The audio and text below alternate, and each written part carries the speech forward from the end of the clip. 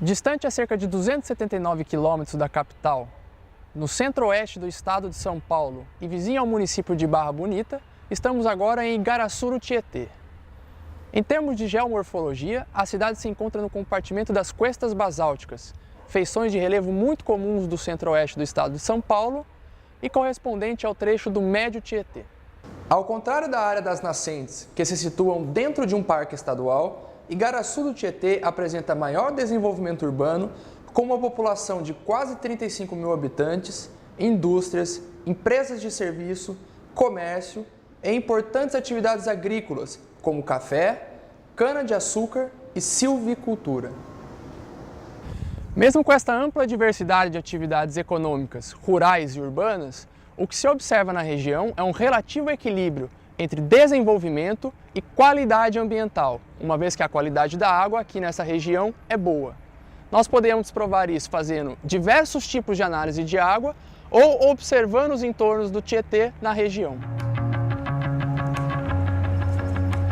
Junto às margens do rio Tietê, ainda em uma zona urbana, vamos realizar as mesmas análises qualitativas e quantitativas realizadas anteriormente e que foram acompanhadas por vocês.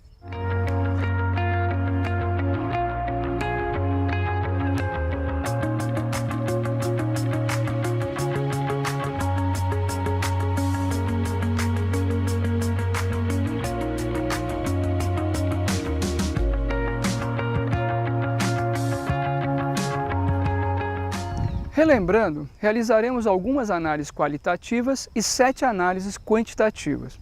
Começaremos pelas análises qualitativas. E para a realização dessas análises, chamarei aqui o professor Malavasi. Professor, tudo bem? Marcelo.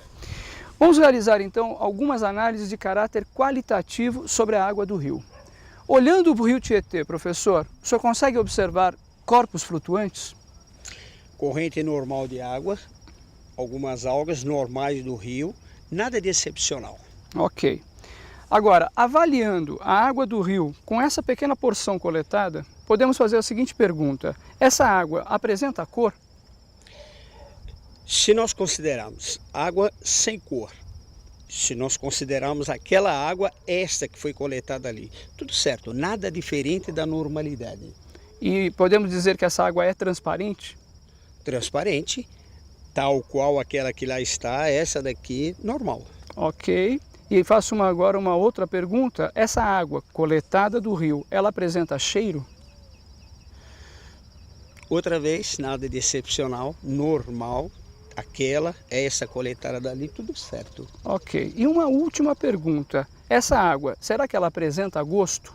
A pergunta aqui não poderá ser respondida ingerindo essa água, porque águas em ambientes naturais podem apresentar, mesmo em pequenas quantidades, algum fator contaminante. Ok? Obrigado, professor.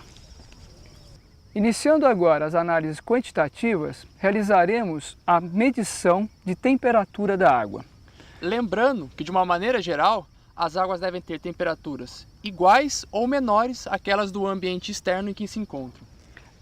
E observando que a temperatura externa agora é de 27 graus e a temperatura da água está em 21,5 graus. Realizaremos agora a avaliação de pH, potencial hidrogeniônico.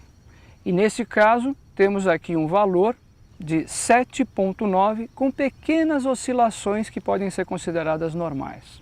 Vamos lembrar que, de acordo com a resolução do CONAMA, uma água, para ela ser potável, ela deve ter pH entre 6 e 9. Dando sequência às análises quantitativas, realizaremos agora a medição de condutividade elétrica. Com a sonda agora inserida na água coletada do rio, conseguimos o valor de 0,25. Vale lembrar que, de acordo com a resolução do CONAMA, o valor máximo aceitável por uma água ser potável é de 1,5 milisiemens, embora valores bem menores que esse sejam recomendados. Nossa última análise a ser realizada com este aparelho eletrônico será a medição de oxigênio dissolvido. E o valor aqui obtido foi de 6,5 miligramas por litro. Lembrando que águas que apresentam concentrações de oxigênio dissolvido com valores elevados são extremamente propícias para a manutenção e a sobrevivência dos seres vivos aquáticos. E além disso, de acordo com a resolução CONAMA, o valor mínimo aceitável para uma água ser potável é de 6 mg por litro de oxigênio dissolvido.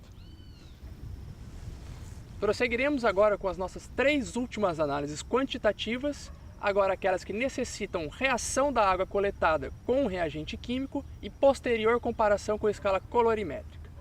Aqui nós já colocamos a água coletada para reagir para a nossa primeira análise, que é de hidróxido de amônio. Após coletada, ela foi deixada em descanso com o reagente por 3 minutos. Os valores obtidos para hidróxido de amônio em águas coletadas do rio Tietê, nesta região, demonstram um resultado de entre 0 e 0,5 mg por litro. Lembrando que, segundo o Ministério da Saúde, o máximo permitido para águas potáveis é de 1,5 mg por litro. Dando sequência às nossas análises quantitativas, fizemos a coleta de água para a identificação química do nitrato presente na água. Os valores obtidos para nitrato nas águas do rio Tietê nessa região foram de entre 1 e 2 mg por litro. Lembrando que, segundo a resolução CONAMA, a água potável deve conter no máximo 10 mg por litro. Nossa última análise quantitativa será a identificação química da presença de fosfato na água. O resultado obtido de fosfato para as águas coletadas do rio Tietê nessa região demonstram o valor de 0,2, ou seja, inferior a 0,2. Lembrando que, segundo a resolução CONAMA, os valores permitidos para água potável devem ter no máximo 0,025 mg por litro.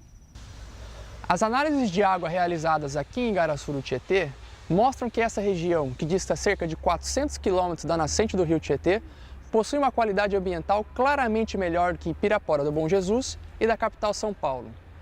Embora as águas aqui não sejam tão limpas quanto as nascentes do rio, aqui há um claro equilíbrio entre o rio, com suas características naturais preservadas, em equilíbrio com os diferentes usos que é possível fazer dele, como navegação, irrigação, pesca, lazer, aqui muitas pessoas se divertem à beira do rio, além, claro, da preservação da biodiversidade das margens do rio. É importante ressaltarmos que esse processo de melhoria e recuperação das águas do rio Tietê, observadas aqui na região de Igaraçu do Tietê, não é um processo direto da ação do homem, e sim um processo natural de recuperação realizado pelas próprias características naturais do rio.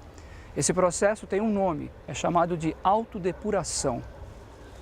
A autodepuração é consequência direta das mudanças bruscas de relevo que ocorrem no estado de São Paulo, principalmente no compartimento geomorfológico denominado depressão periférica.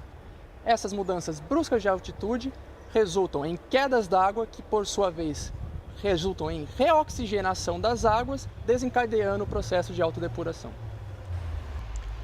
Professor Malavasi, eu pergunto ao senhor, depois de terem sido feitas tantas análises, observações sobre o rio Tietê, tanto da nascente como naquela região completamente deteriorada que é próxima à cidade de São Paulo, e visto que aqui nessa região nós temos o rio praticamente recuperado com as suas características naturais, eu pergunto ao senhor, e que isso possa ser um recado aos seus alunos diretamente lá na escola, não seria muito bom se pudéssemos ter esse rio desta forma aqui, com suas diferentes formas de uso, lá em São Paulo? Isso não seria uma coisa tão boa? E como nós poderíamos estar passando essa emoção, essa situação tão importante para os alunos? Marcelo, Gustavo, posso responder, posso opinar, sem dúvida, em função de tudo que nós passamos o dia, vivenciamos, as análises foram realizadas, qualitativas, quantitativas, dados novos.